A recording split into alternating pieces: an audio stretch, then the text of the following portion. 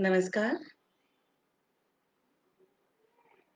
अर्पण जी का बहुत-बहुत आभार कि आपने मुझे आज अपने पटल पर कहानी का पाठ करने के लिए आमंत्रित किया है। आपका बहुत-बहुत शुक्रिया अर्पण जी। जन सुलभ पुस्तकालय नाम से ही ये जो जन के लिए सुलभ आज के दौर में सुलभ होना बहुत मुश्किल बात है। लेकिन अर्पण भाई साहित्य, कहानी, कविता ये आप सबको सुलभ करा रहे हैं, जन को सुलभ करा रहे हैं। आप साधुवाद के पात्र हैं। अर्पण भाई ने आग्रह किया था मुझसे कि मैं अपनी कहानी सुनाऊं। तो वैसे तो मूलतः मैं रंगकर्मी हूँ, कलकत्ता से हूँ और पिछले 35 वर्षों से रंगकर्म में जुड़ी हूँ। जाहिर सी बात है कि शुरुआती दिनों में स्कूली और कॉलेज के स्तर के नाटक किए और सन 90 से 92 मेरा यूनिवर्सिटी का दौर था। मैंने हिंदी में एमए किया था तो 90 से 92 का मेरा बैच था। और यूनिवर्सिटी का माहौल हमारे कलकत्ता विश्वविद्यालय का माहौल एकदम अलग था। सांस्कृतिक गतिविधियां और राजनीतिक गतिविधियां, तो इन सब से जुड़ाव हुआ। बहुत नुक्कड़ नाटक किए शुरुआती दिनों में, बहुत बहुत हजारों हजारों किए मैंने नुक्कड़ नाटक। उसके बाद अजहर से मुलाकात हुई यूनिवर्सिटी में। मैं हिंदी में एमए कर रही थी, अजहर उर्दू में। फिर हमारी मुलाकात हुई और हमने एक साथ होने का फैसला किया। 94 में हमने अपनी नाट्य संस्था बना ली। 4 साल हमने कई नाटक किए, बहुत ज्यादा तो नुक्कड़ नाटक किए। और उसके बाद हमने तय किया कि जब हम दोनों की रुचि एक है और हम रंगकर्म ही करना चाहते हैं, रंगमंच से ही जुड़ा रहना चाहते हैं, तो फिर हमने 94 में हमारी नाट्य संस्था लिटिल थेस्पियन बनाई। लोग कहते हैं लिटिल क्यों, छोटा क्यों? आपके क्योंकि इस 20 सितंबर को हमारी नाट्य संस्था को पूरे 26 साल हो जा रहे हैं। अब सब कहते हैं उमा जी आप अपने नाम से लिटिल हटा लीजिए, और मैं कहती हूँ कि ये जो लिटिल शब्द है, ये हमें जमीन से जोड़े रखता, क्योंकि हम एक कलाकार कभी बड़ा हो ही नहीं सकता। जिस दिन वो बड़ा हुआ उस दिन वो खत्म हुआ। क्योंकि सीखना, रंगमंच जो है वो सीखना है, और सीखना एक अनवरत प्रक्रिया है। तो हम तो लगातार सीख रहे हैं, लगातार सीख रहे हैं। मेरी अपनी नाट्य संस्था में बहुत सारे लोग हैं। अगर मैं 26 सालों का इतिहास देखूं तो अनगिनत लोग आकर जुड़े। कुछ लोग काम धंधे के लिए दूसरे शहर चले गए, कुछ और जगह चले गए। लेकिन रंगमंच तो अपने आप में ही एक समूह है ना, समुदाय है। समुदाय किसी अकेले से होता नहीं, तो मैं अकेले कुछ भी नहीं। मेरी संस्था के सभी अभिनेता अभिनेत्री, सभी सदस्य जो हैं, कलाकार हैं, वो सब लिटिल थेस्पियन है। मेरे साथ में भी लिटिल थेस्पियन। और किसी भी काम में संघर्ष तो करना ही पड़ता है, आप कुछ भी करें। आदि इतिहास है ना, दो पत्थरों के घर्षण से आग उत्पन्न हुआ था। तो घर्षण जो है वही संघर्ष है, और वो जरूरी है अगर आप जिंदगी में कुछ हासिल करना चाहते हैं। तो हमने जिंदगी में रंगमंच के जरिए समाज के साथ जुड़ने की कोशिश की। जी बहुत बहुत शुक्रिया अर्पण साहब, आप स्वागत कर रहे हैं मेरे मनोहर कुमार झा, ये लिटिल थिस्पिन से। शुक्रिया बेटा। मैं देख रही हूँ कि तारावती मीना जी भी मुझे शुभ संध्या कह रही है, बहुत बहुत आभार आपका। अच्छा, कलकत्ता से शुभ्रा उपाध्याय भी जुड़ी हैं। ये शुभ्रा जी कलकत्ता की कॉलेज में हिंदी की प्राध्यापिका हैं, हिंदी विभाग की अध्यक्ष हैं। बहुत बहुत शुक्रिया शुभ्रा जी, आप आई, स्वागत है आपका। सीमा बहुत-बहुत शुक्रिया। नमस्कार, अरुण शितांश जी, सर नमस्कार। आप आते हैं तो बाहर आती है। अ, अच्छा, बहुत सुंदर लग रही हैं। Thank you so much. तो लोग आना शुरू कर रहे हैं और जैसा कि अर्पण जी ने कहा था कि थोड़ी-सी बातचीत आप अपने बारे में अवश्य करें, आप बताएँ। ज़ाहिर-सी बात है कि सब सारे लोगों की जानने का एक दायरा, एक सीमा होती है। हम अपने-अपने क्षेत्रों में तो बहुत जाने जाते हैं, लेकिन अपने क्षेत्र से बाहर हमारा भी दायरा सिमट जाता है। तो इसीलिए अर्पण जी चाहते थे कि मैं अपने बारे में थोड़ा-सा आपको बताऊँ। जैसा कि मैंने बताया कि 94 से हमारी नाट्य संस्था है, उसके 10 वर्ष पहले से मैं रंगमंच से जुड़ गई। तो लगातार नाटक कर रही हूँ और दरअसल नाटक के अलावा तो हम और कुछ कर भी नहीं सकते। जैसे एक कवि कविता ही लिखेगा, कहानीकार कहानी लिखेगा। कल यहाँ पर मैंने अभी देखा पोस्टर कल गीता जी कहानी का पाठ करेंगी। तो हम सब अपने-अपने क्षेत्र का ही काम बहुत अच्छे से ईमानदारी से कर पाते हैं। शैलेश जी बहुत-बहुत शुक्रिया, आपका भी स्वागत है शैलेश जी। तो हम रंगमंच चूँकि रंगमंच पर लगातार मैं बहुत काम कर रही हूँ और अभी और सारे काम तो ऑनलाइन है। आप अगर देखेंगे मेरे पेज पर जाकर तो हम ऑनलाइन नाटककारों से भी मुलाकात का सिलसिला हमने श्रृंखला शुरू कर रखी है। रंगमंच से के बारे में अगर आप जानना चाहें और जुड़ना चाहें, तो कृपया प्लीज़ आप ज़रूर उमा झुनझुनवाला मेरे पेज पर आकर, मेरे प्रोफ़ाइल पर आकर आप मुझसे जुड़ें, आपको सच में बहुत अच्छा लगेगा। मैंने अब तक लगभग 50 नाटकों में अभिनय किया है और अभिनय नहीं किया है बल्कि अलग-अलग किरदारों को जिया है। मेरे लिए अभिनय कलात्मक अभिव्यक्ति अपनी जगह है, लेकिन वो मेरे लिए एक वो परमात्मा को पाने जैसा होता है। मैं जब एक किरदार को निभाती हूँ, तो महीनों उस किरदार के अंदर, बहुत अंदर तक मैं जाने की कोशिश करती हूँ। उसकी आत्मा को अपनी आत्मा के अंदर उतारने की कोशिश करती हूँ। तभी जब उमा की आत्मा बाहर निकलेगी तभी लोहार की संति की आत्मा अंदर जाएगी। पतझड़ की मतलब कि जो भी पात्र होते हैं ना, वो तभी मेरे अंदर जाएँगे जब मैं, उमा, जब उससे बाहर निकलेगी। उमा का बाहर निकलना ज़रूरी होता है और ये बड़ी कठिन साधना होती है और जिसने इस साधना को साध लिया, वो किसी भी चरित्र को बहुत आसानी से निभा पाता है। हर चरित्र को निभाते वक़्त बड़ी जद्दोजहद करनी पड़ती है।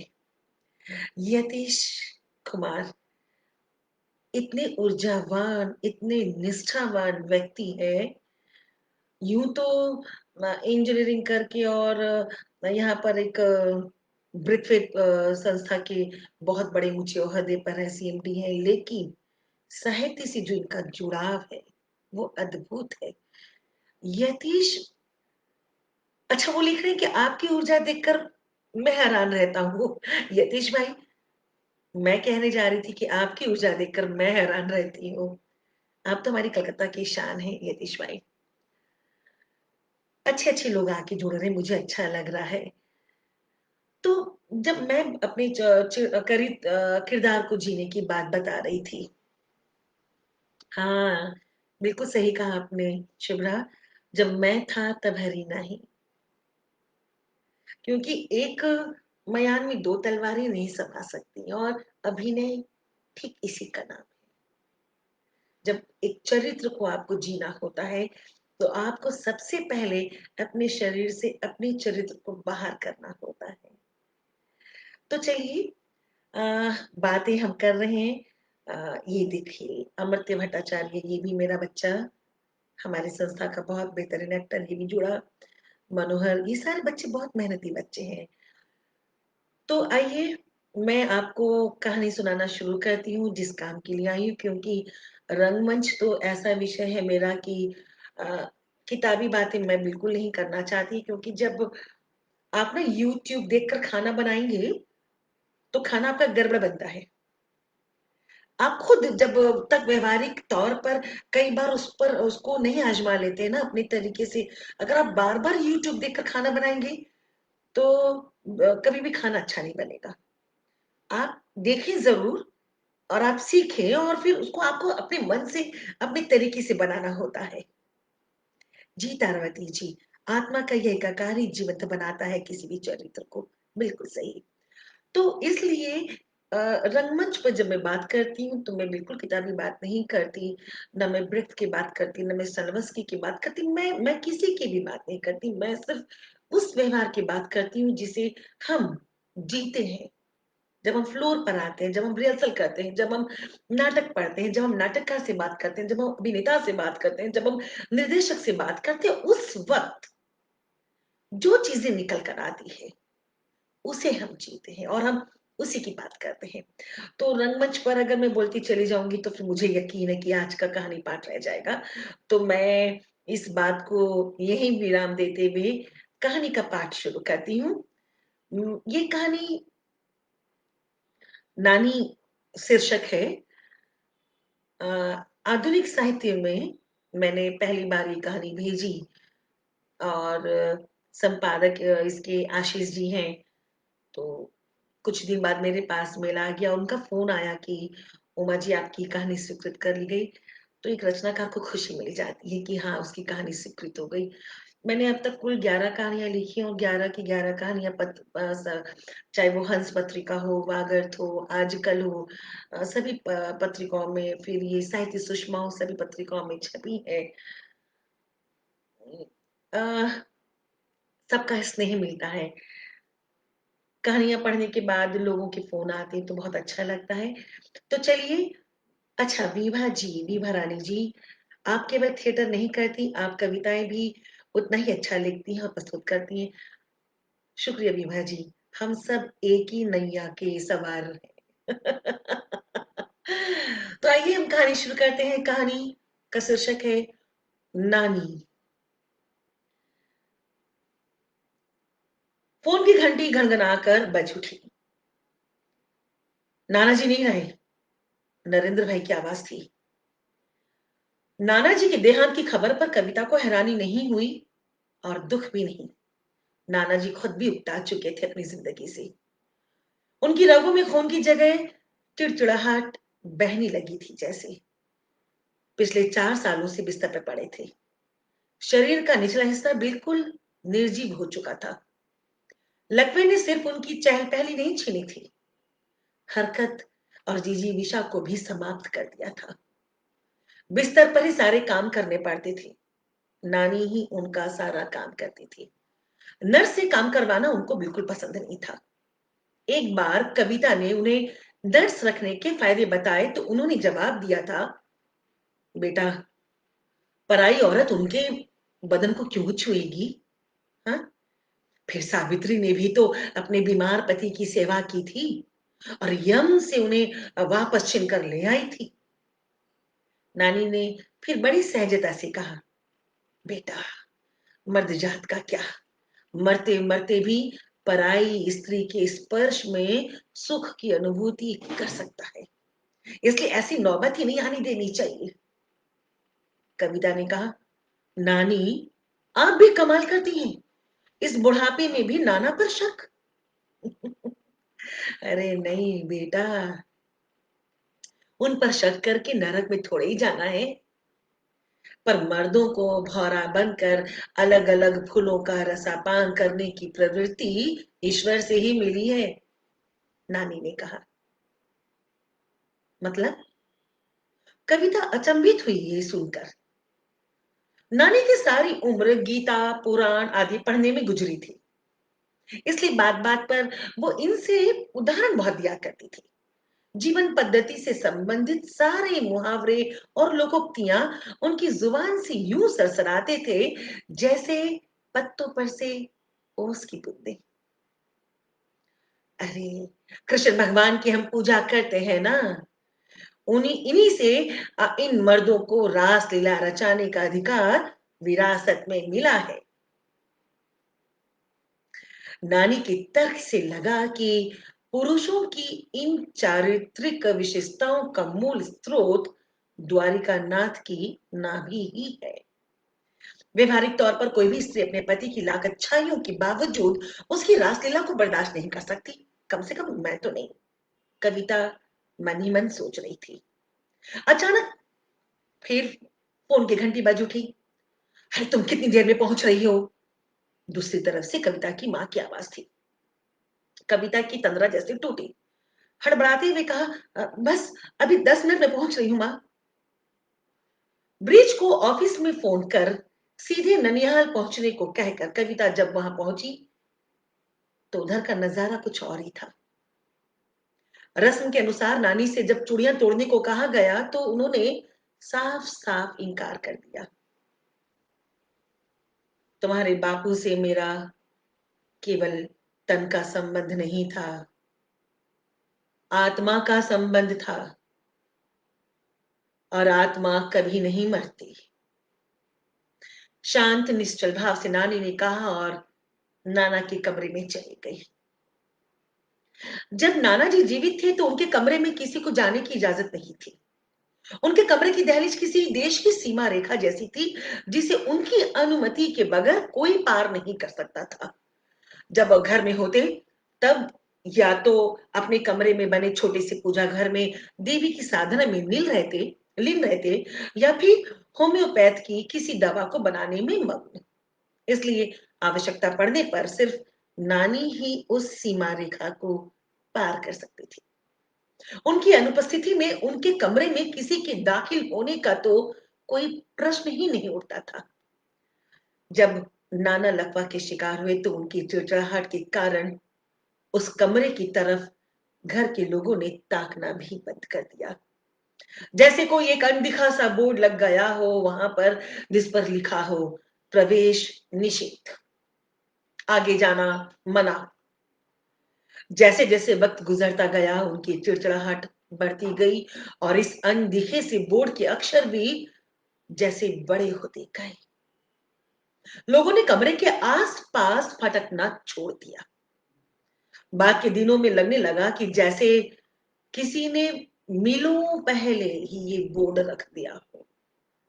उस वक्त भी सिर्फ नानी ही उस अनदिखे प्रवेश निषेध को लांघ कर उनकी देखभाल में जुटी रही। आज जब नाना नहीं रहे तब भी उस कमरे में जाने की इजाजत नहीं मिली किसी को। इस बार ये रोक नानी ने लगाई। इस कमरे में किसी को भी आने की जरूरत नहीं है। तुम्हारे बापू से बातें कर रही हूं मैं।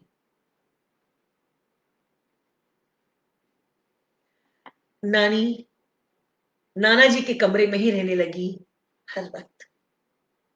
किसी से कोई बातचीत नहीं, काम की दो टूक बात बस। मरणोपरांत होने वाले सारे विधि विधान चलते रहे परंतु वे उसमें शामिल नहीं हुई। तुम्हारा धर्म जो कहता है तुम लोग करो। मेरे लिए तुम्हारे बापू मेरे साथ हैं।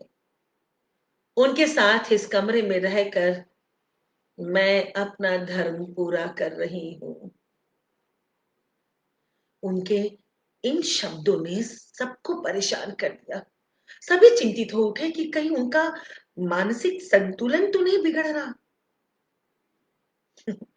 लेकिन ऐसा नहीं था।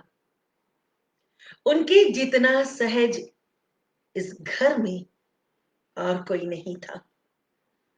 नानी 12 बच्चों की मां थी।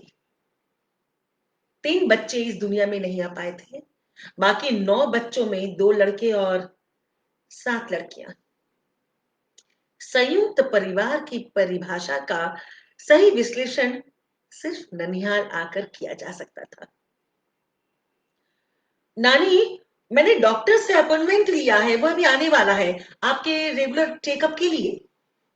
कविता नानी के कमरे में बोलती हुई दाखिल हुई तो देखा वे खिड़की की ओर मुंह करके आंखें बंद करके लेटी हुई है।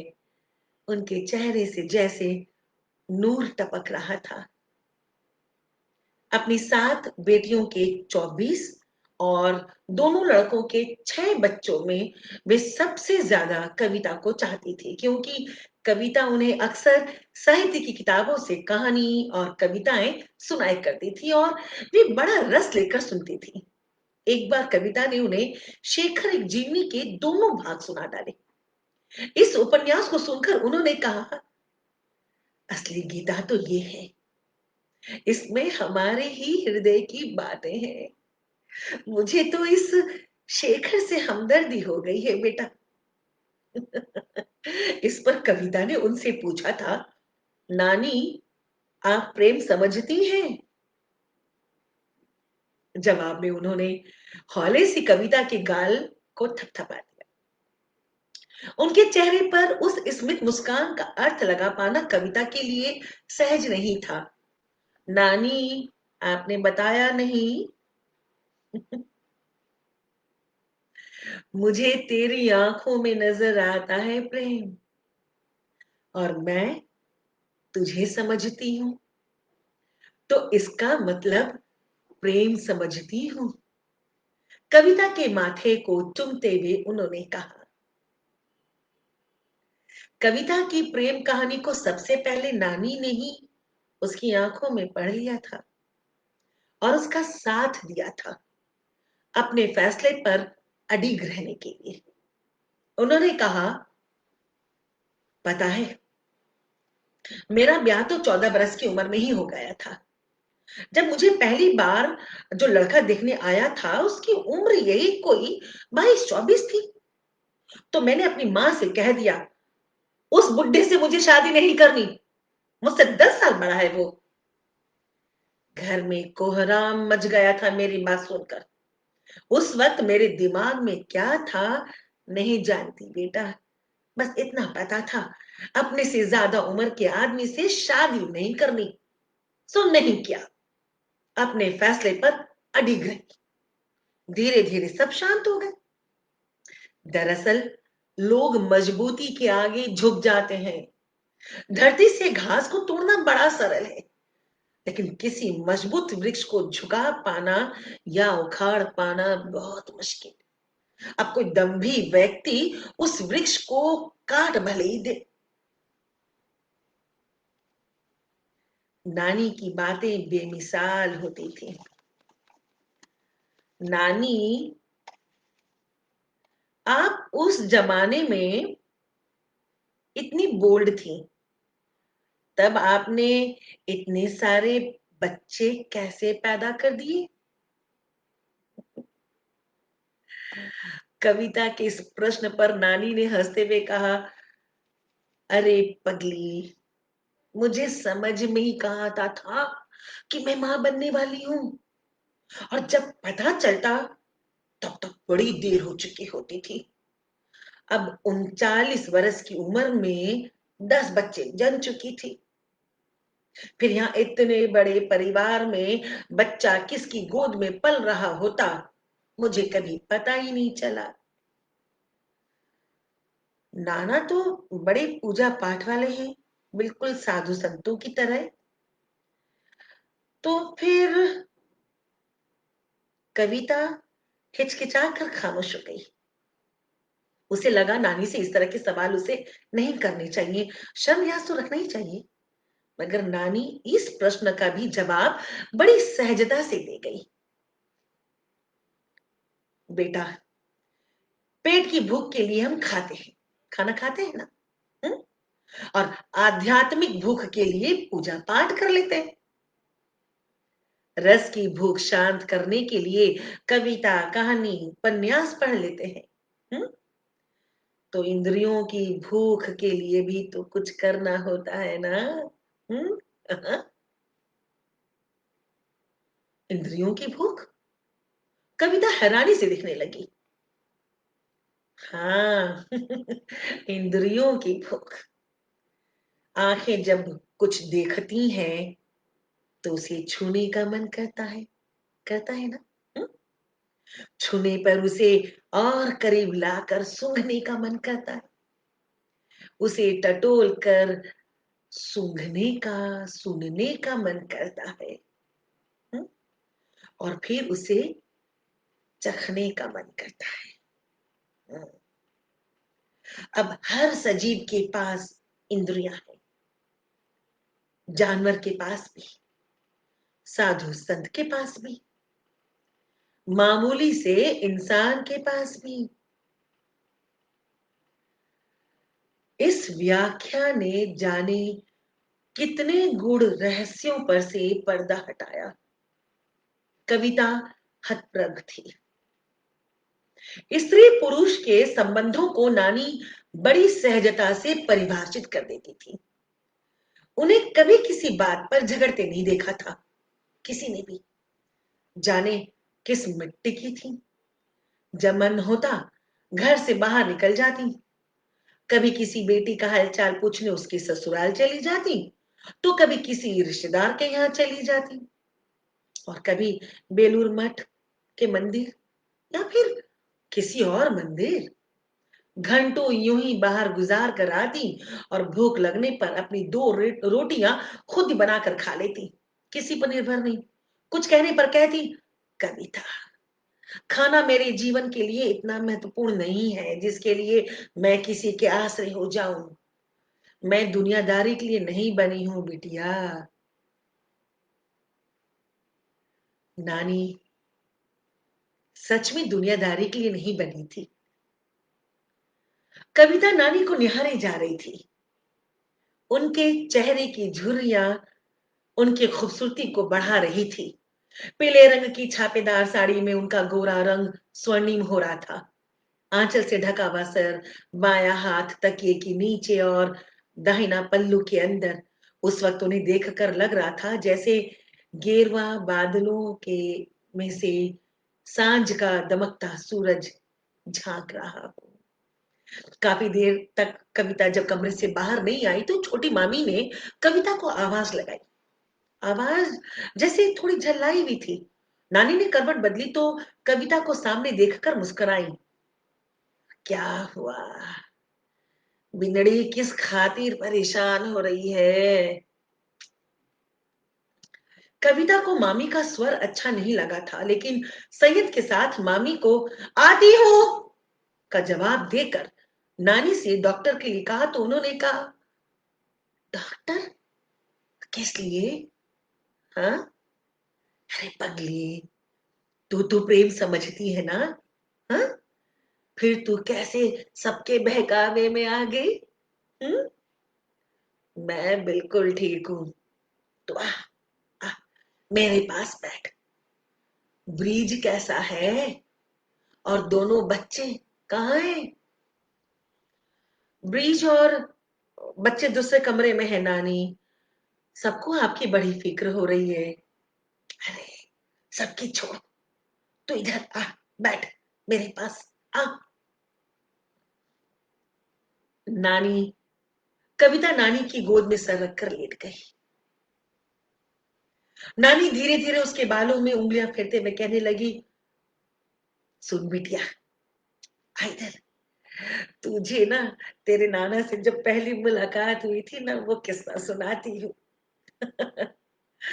तेरे नाना से जब मेरी पहली मुलाकात हुई थी तो मैं फिराक पहने बालकोनी में खड़ी थी। बारिश हो रही थी। मैं अपने दोनों हाथ बाहर करके बारिश की बूंदों को अपने ऊपर उछाल रही थी और जोर जोर से हंस रही थी।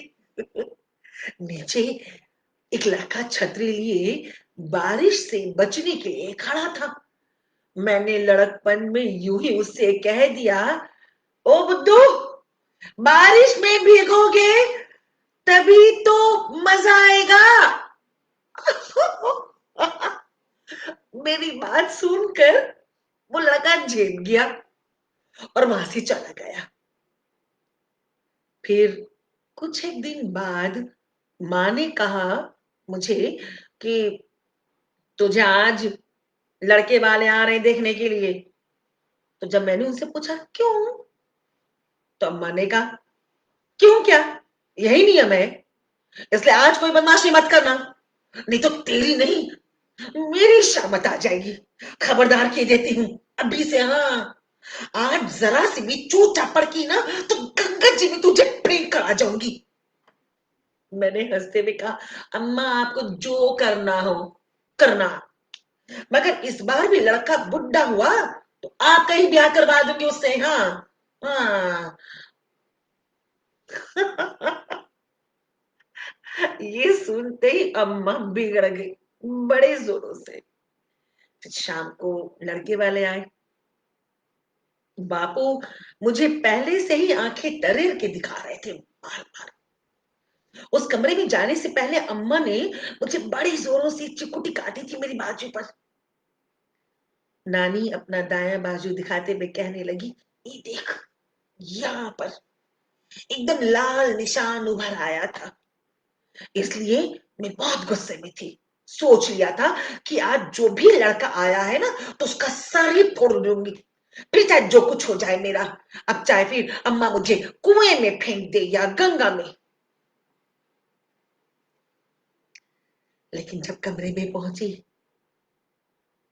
तो देखा वही लड़का था जिसे बारिश में छाता लिए देखकर मैंने बुद्धू कह दिया था। एक बार तो मैं बिल्कुल दंग रह गई। हाँ, उस लड़के का चेहरा दब दब कर रहा था।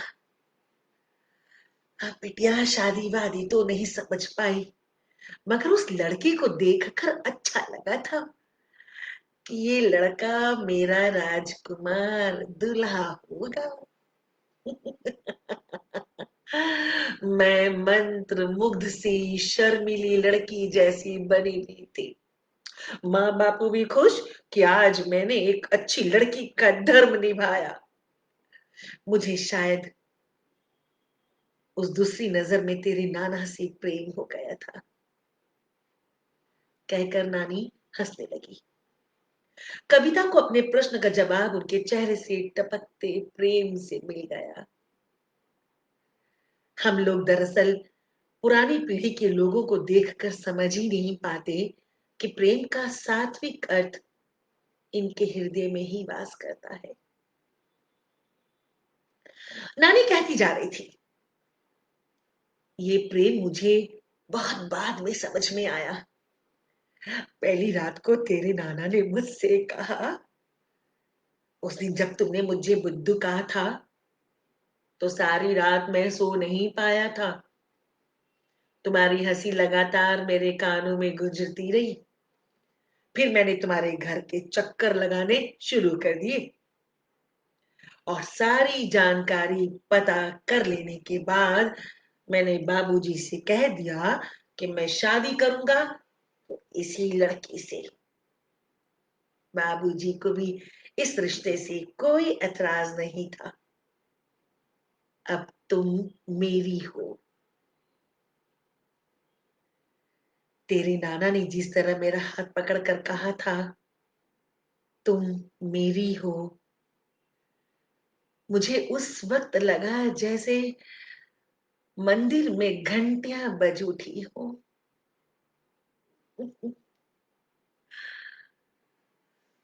इस वक्त नानी के चेहरे की चमक देखते ही बन रही थी। उन्होंने फिर कहा,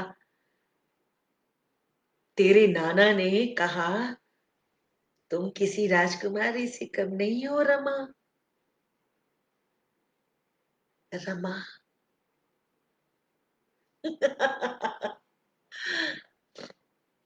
नानी अपना नाम बोलकर खुद ही हंसने लगी। मुझे अपना नाम पहली बार अच्छा लगा। फिर उन्होंने कहा, मुझे पता है तुम्हें कोई बंदिश पसंद नहीं है, इस घर में भी तुम पर कोई बंदिश नहीं होगी। और फिर वैसा ही हुआ। ये सारे बच्चे कब और कैसे बड़े हो गए ये सब बुआ सा ही जानती थी। मैं आजाद पंछी की तरह ही रही। बुआ सा मेरे लिए मेरी माँ की समान थी। अब उनका भी ब्याह 10 बरस की उम्र में हो गया था, मगर ईश्वर ने उनकी कहानी में ब्याह का सुख लिखा ही नहीं था। मात्र 3 महीने ब्याह के बीते होंगे कि फूफासा का देहांत हो गया। अब उस वक्त विधवा विवाह होते नहीं थे। ताऊसा और तेरे नाना की इकलौती बहन थी। दोनों ही भाई अपने बहन से बहुत प्यार करते थे, इसलिए उन्हें ससुराल से यहाँ ले आए हमेशा के लिए। बुआ सा तब पति का अर्थ भी नहीं समझ पाई थी। बच्चे कैसे जने जाते हैं उन्हें ये भी नहीं मालूम था, मगर वक्त ने उन्हें मेरे 9 बच्चों की मां बना दिया था जरूर। बुआ सा अक्सर मुझ पर नाराज होती, मगर तेरे नाना हमेशा उन्हें शांत कर देते, ये कहकर, रमा में मेरे प्राण बसे हैं भाई साहब, क्या आप मुझे कष्ट देना चाहती हैं? और बुआ सा मन मारकर चुप हो जाती। वक्त पंख लगाकर उड़ता गया। ताऊसा की अपनी कोई संतान थी नहीं। उन्होंने तेरे नाना को ही अपने संतान मानकर उनका लालन पालन किया। उनकी सारी इच्छाओं को पूरा करना ही ताऊसा का एकमात्र उद्देश्य था। बुआ सा और ताऊसा ने एक एक करके सारे बच्चों की शादी का फर्ज भी निभाया। फिर बुआ सा का देहांत हो गया। ताऊसा और ताईसा भी नहीं रहे। अब घर में बुजुर्ग के नाम पर मैं और तेरे नाना थे। ताऊसा का जाना तेरे नाना बर्दाश्त नहीं कर पाए। उनके जाने के बाद वो बहुत अकेला महसूस करने लगे थे, इसलिए उनका ज्यादा समय पूजा में जाने लगा था। एक दिन खाना खाते खाते अचानक गिर पड़े। बाद में पता चला कि मानसिक तनाव की वजह से उनके दिमाग पर बहुत गहरा असर पड़ा है और उन्हें लकवा मार गया। उनके शरीर का दाया हिस्सा हमेशा के लिए बेकार हो गया। ये सुनते ही मैं जीवन में पहली बार रोई थी, बहुत रोई थी, फुट फुट कर। पूरा परिवार मौजूद था, फिर भी खुद को बड़ा असहाय और अकेला महसूस कर रही थी।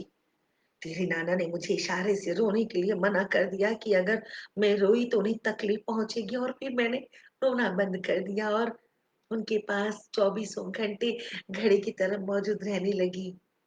उस दौरान तू हॉस्टल में थी। 2 वर्ष के बाद भी हल्का हल्का बात करने लगे, लेकिन बिस्तर पर पड़े रहने के कारण बहुत चिड़चिड़े हो गए। कहते कहते नानी की आंखें नाना की तस्वीर पर जाकर जम गई। कविता उनकी एकाग्रता को तोड़ना नहीं चाहती थी, इसलिए धीरे से उठकर बाहर वाले कमरे में आ गई।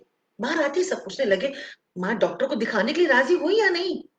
कविता ने कहा, नानी ठीक है, उन्हें कुछ दिन इसी तरह रहने दीजिए, वो अपने आप नॉर्मल हो जाएंगी।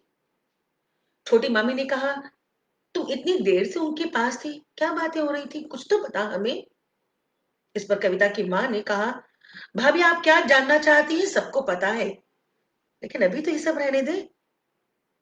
छोटी मामी के चेहरे पर क्रोध की काली मां उठ गई। खुद को कैसे नियंत्रित रखा, ये तो ऊपर वाला ही जाने। नानी के कमरे में सिर्फ कविता ही जा पाती थी, क्योंकि इसके अलावा किसी और को अनुमति ही नहीं थी। छोटी मामी को अलबत्ता इस बात से थोड़ी परेशानी होने लगी। उन्हें लगा कि कविता नानी के से उनके सारे जेवर वगैरह ले लेगी। हुआ ये कि नानी की अलमारी खोलने की इजाजत किसी के पास नहीं थी। उनका कहना था कि अलमारी का राज बेटे बहुओं को बांधे रखता है, और वो सही भी थी, क्योंकि छोटी मामी की नजर हमेशा उनकी अलमारी पर रहती थी। एक बार उन्होंने नानी से जानना भी चाहा, आखिर इसमें ऐसा क्या है माँ जो आप हमसे छुपा रही हैं? इस पर नानी ने कहा था, मेरे मरने के बाद देख लेना तुम लोग।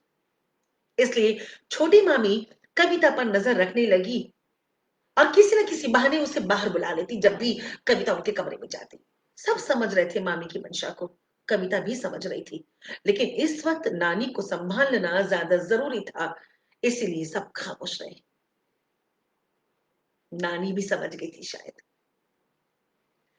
13वीं तक सारे दूर दराज के रिश्तेदार भी ननिहाल में एकत्रित हो गए थे। उन्होंने सबको अपने कमरे में बुलाया। जाने कितने बरसों बाद लोग इस कमरे में दाखिल हुए थे। लगा जैसे किसी अजनबी दुनिया में पहुंच गए हों पल भर में, सिर्फ एक दहलीज भर लांघ कर। नानी सबसे सामान्य बातें करती रही। उनके कहने पर उस दिन सबने उसी कमरे में खाना खाया। सब बड़े खुश थे। खाने पीने का काम खत्म होने के बाद नानी ने कविता को अलमारी की चाबी देते हुए कहा, कविता, बेटा जरा अलमारी खोल। इस पर सब चौंके।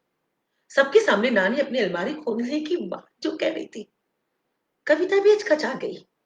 कविता की माँ, सभी बेटियां और बेटे नानी के इस अप्रत्याशित व्यवहार से हैरान हो ही रहे थे कि नानी ने फिर कहा, हाँ रे बाबा, खोलना।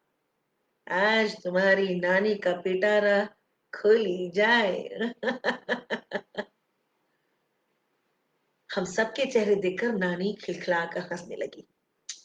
अरे, तुम सब इस तरह मेरी तरफ क्यों देख रहे हो? हाँ, ये अलमारी क्या मैं अपनी छाती पे रख कर ले जाऊंगी? कविता की माँ ने कहा, माँ इसकी जरूरत क्या है अभी? पूजा पाठ सब हो जाने दो। पंडित जी इंतजार कर रहे हैं। गरुड़ पाठ खत्म करना है आज। नानी ने कहा, "ए, उस रामेरे को थोड़ी देर और बैठे रहने दे। ले कविता, तू खोलो उस अलमारी को बेटा।" कविता उनके हुक्म को नहीं टाल पाई। जाने क्यों सबकी नजर एक साथ छोटी मामी की तरफ अपने आप ही चली गई। कविता ने अलमारी खोली और उनके कहे अनुसार एक एक करके सारा सामान बाहर निकालने लगी। अलमारी में से जो भी गहने और रुपए थे, उन्होंने अपनी आखिरी निशानी के तौर पर वहां बैठे सारे लोगों में बांट दिए। कोई कुछ नहीं कह पा रहा था। छोटी मामी का चेहरा देखने लायक था। वह किसी दिन इस अलमारी को हड़पने की ताक में थी, मगर सब उल्टा हो गया और उनके हिस्से में सोने का एक झुमका आया और उनकी बेटियों को, दो बेटियां थी, दोनों बेटियों के हिस्से में चांदी की पायल। लेकिन सारे रिश्तेदारों के बीच अपनी शराफत दिखाने की खातिर उन्हें अपने गुस्से को काबू में करना पड़ा। आखिर में कविता को चांदी का एक छोटा सा लॉकेट देते हुए नानी ने कहा, बेटा, मैं जानती हूँ तुझे इनमें से किसी भी चीज की जरूरत नहीं है। तू तो साक्षात प्रेम है। लेकिन ये रख ले, इसे पहन ही रहना। तेरा प्रेम हमेशा बना रहे बिटिया। कविता अपना रोना नहीं रोक पा रही थी। सभी रो रहे थे नानी की इस अजीब से बर्ताव पर। फिर नानी ने कहा कविता से, आज कोई कविता सुना, बिल्कुल अपनी जैसी। उनकी आवाज में दिए की मध्यम लौ की तपीश थी। कविता उनका कहना नहीं टाल पाई। उसने सुनाना शुरू किया। तुम न देह हो, न मन, न बुद्धि हो, न भावना हो। तुम वह नहीं हो जो शब्द गढ़ते हैं तुम्हें। तुम आकाश हो, जिसके एक बिंदु में ये धरती, ये समंदर, ये ग्रह नक्षत्र तारे, ये आकाश गंगाएं और ये सौर मंडल सब खेल रहे हैं। और दूसरी तरफ तुम्हारे अंदर सभी जीव, पेड़ पौधे, नदियां, पहाड़ तुम्हारी बाहों में तुम्हारे स्नेह से सिक्त होते जाते हैं। तुम मुझसे परे, मेरे अंदर, नम आंखों पे अंकित नर्म बोसों का एक भीगा सा एहसास।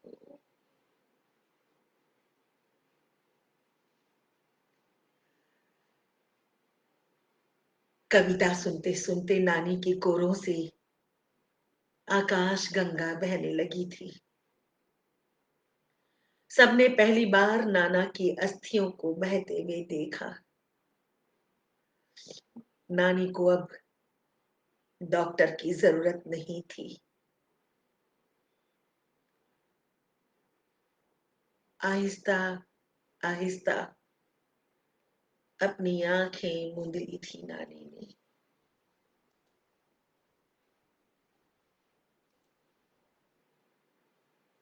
नमस्कार। कहानी यहीं पे समाप्त होती है। हम्म उम्मीद है कि आप लोगों को कहानी अच्छी लगी होगी। कहानी के बीच में मैं आप लोगों के कमेंट्स को नहीं पढ़ पाई क्योंकि फिर कहानी का प्रवाह टूट जाता। तो अब मैं थोड़ा सा आप लोगों के कमेंट को पढ़ो।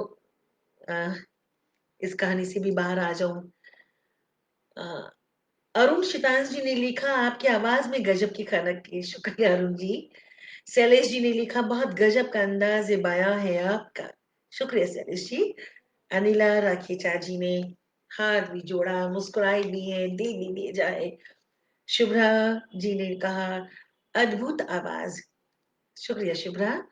सीमा ने कहा, आपकी बीम आहा, जैसे पत्ते से ओस की बूंदे। शुक्रिया सीमा। शिवपाल जी ने लिखा, राम राम जी, नमस्कार जी। राम राम। आपको भी नमस्कार। गीता जी ने लिखा, बहुत अच्छी प्रस्तुति। शुक्रिया गीता जी। आप कहानी सुनने आई, मुझे अच्छा लग रहा है। आपको तो मैंने कई बार सुना, आपने शायद मुझे पहली बार सुना है और हमारी मुलाकात भी नहीं, लेकिन शायद भविष्य में मुलाकात हो। मैं हमेशा बड़ी आशावादी रहती हूँ। अ, सीमा जी ने लिखा, ननिहाल में संयुक्त परिवार का असली आनंद मिलता है। जी बिल्कुल सीमा। शैलेश जी ने लिखा, शेखर एक जिम्नी, असली गीता, कितनी भावपूर्ण अभिव्यक्ति। शुक्रिया शैलेश जी। गीता जी ने फिर लिखा, कितना भावपूर्ण पाठ। बहुत बहुत शुक्रिया गीता जी। तारीफें तो वैसे भी अच्छी लगती है, चाहे हम जितना भी अच्छा अभिनय और पाठ करते रहे, हम कलाकारों का तो पेट सिर्फ तारीफ से ही भर जाता है। तो आपका बहुत बहुत शुक्रिया गीता जी। अरुण जी ने लिखा, बहुत सुंदर पाठ, इतना सुंदर पाठ कम होता है, कितना असरदार। शुक्रिया अरुण जी, आप तो वैसे भी मुझे बड़ा स्नेह करते हैं। शुभ्रा ने फिर लिखा, अद्भुत पाठ। अरविंद अवस्थी जी ने लिखा, लाजवाब।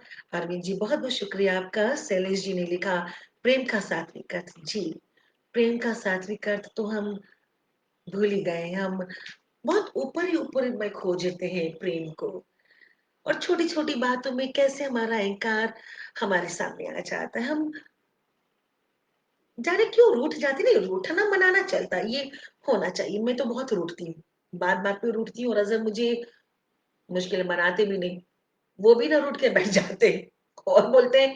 अच्छा, सिर्फ अजहर ही नहीं, मेरी बिटिया भी ना, जब मैं रूठूंगी तो वो भी रूठ के बैठ जाती है और उल्टे मुझे मनाना होता। तो रूठना मनाना ठीक, लेकिन प्रेम में अहंकार, पता नहीं, मैं कभी नहीं समझ पाई।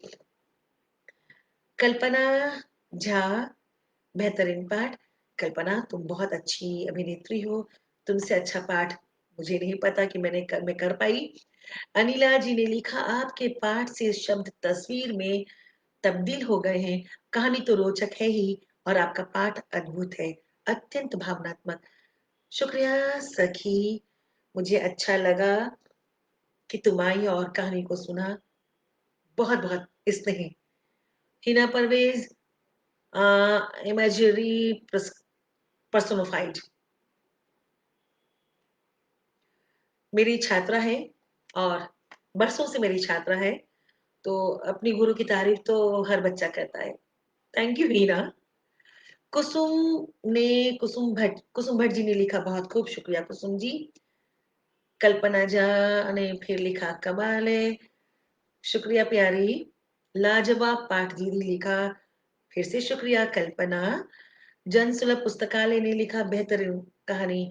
शुक्रिया जन सुलभ पुस्तकालय। और अर्पण जी की, आपने मुझे आमंत्रित किया और आपके पटल पर आकर मैंने कहानी का पाठ किया और आप लोगों को पसंद आई। इससे बढ़कर मेरे लिए और क्या हो सकता है। अनिला जी ने लिखा, अत्यंत भावपूर्ण, डूब कर कहानी वाचन किया है आपने। शुक्रिया सखी। अमर्त्य, ये भी मेरा अपना बच्चा, लिखा बहुत अच्छा लगा मैम। बच्चों से अपनी तारीफ सुनकर सच में बहुत खुशी होती है। रेणु गौरिया सरिया जी, रेणु जी आप आइए कहानी सुनने। थैंक यू रेणु जी। इन्होंने लिखा कि लगा मानो सुन नहीं देख रही हूँ। Thank you so much Renu ji. Renu ji साहित्य की, हमारी कलकत्ता की एकमात्र साहित्यिक संस्था है साहित्य की, जहाँ पर ये स्त्रियों से मिलकर बनी संस्था है, जिसमें सभी लेखिकाएं हैं, कॉलेज में पढ़ाने वाली प्रोफेसर, अध्यापक, सभी इस तरह की स्त्रियां जुड़ी हुई हैं और बहुत अच्छा काम करती है साहित्य की।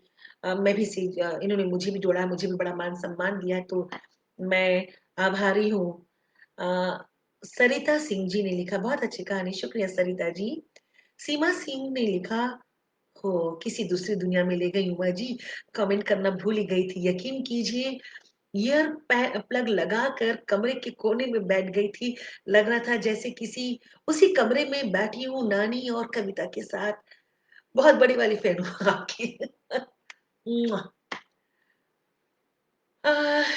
Thank you Seema, thank you.